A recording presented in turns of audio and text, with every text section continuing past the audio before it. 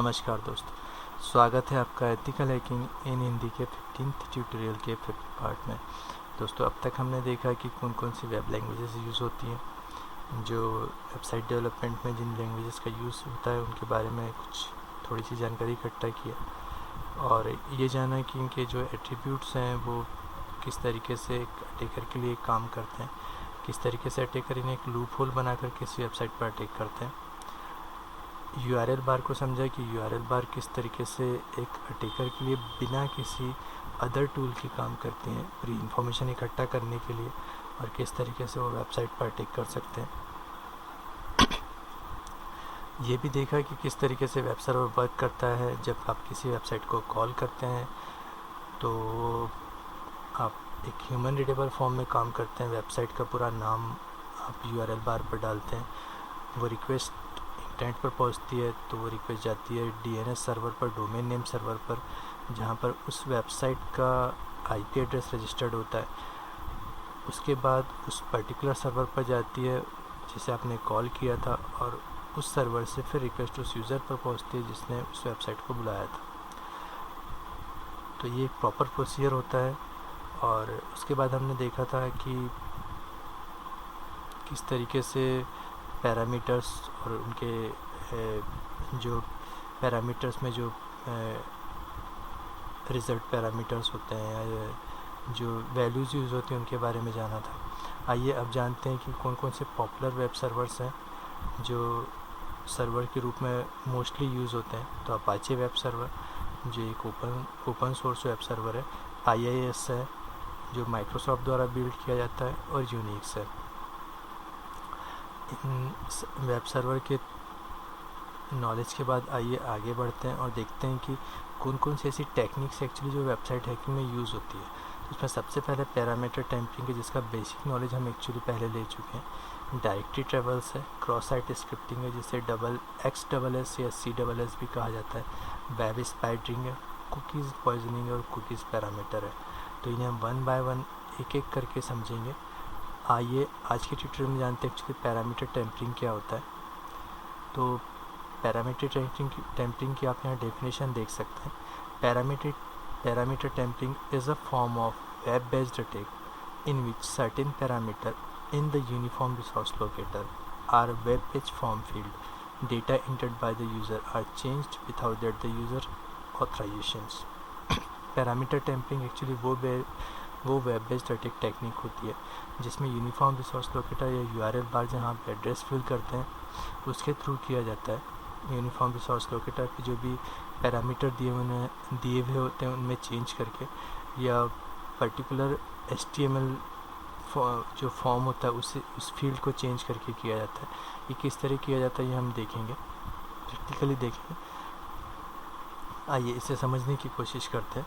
यहाँ एक वेबसाइट है जिसे पहले से लेकर गया कुछ जो इंडियन साइबर लॉ के कुछ रूल्स की वजह से इसे लाइव डेमोन्स्ट्रेशन नहीं दिखा सकते, इसलिए इनका PDF बनाया हुआ है ताकि आप इसे समझ सकें। मान लीजिए एक ऑनलाइन बैंकिंग वेबसाइट है। इस ऑनलाइन बैंकिंग वेबसाइट पर यहाँ नॉर्मली एक्चुअली यूज़र को अपना यूज़र नेम और पासवर्ड डालना होता है और साइन इन करना होता है। मान लीजिए नॉर्मल जो ऑथराइज यूज़र है वो यहाँ अपना यूज़र नेम और पासवर्ड डालता है, जो भी उसे यूज़र नेम और पासवर्ड मिलता है। जैसे ही वो डालता है, यहाँ इंटर करते हैं पासवर्ड नेम और यूज़र और पासवर्ड नेम, और फिर साइन इन करते हैं, तो कुछ इस तरीके से उनके अकाउंट की वेबसाइट पर उनके जो भी डिटेल्स हैं वो निकलती हैं। तो मान लीजिए यहाँ पर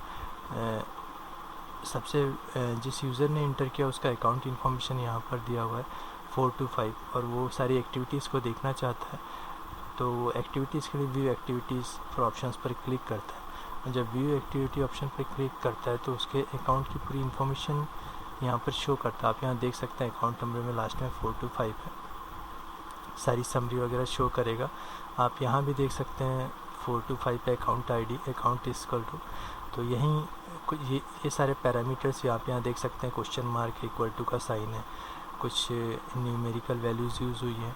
तो इसी तरीके से URL बार के साथ होता है। तो सारी इन्फॉर्मेशन यहाँ पे शो करता है, ट्रांजैक्शन कितना हुआ, कितना कहाँ कितना एक्सपेंस हुआ, ये सारी चीज़ें शो करता है।